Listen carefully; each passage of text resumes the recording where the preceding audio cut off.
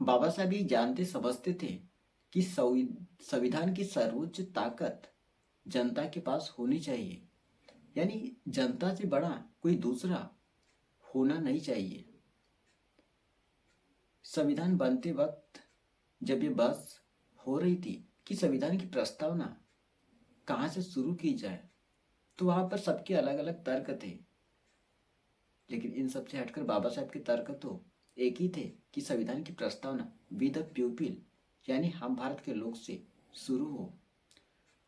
जब बाबा साहब ने वहां पर देखा कि सबके अलग अलग तर्क है, तो बाबा साहब ने कहा कि इस पर वोटिंग हो जाए।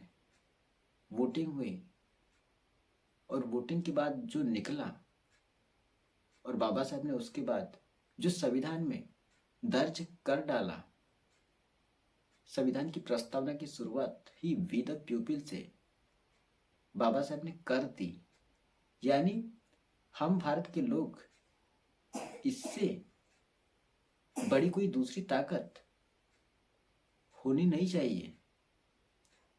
मगर अफसोस, इस दौर की सबसे बड़ी हकीकत देखिए कि उसी ताकत को गायब करने का काम मौजूदा वक्त में किया गया।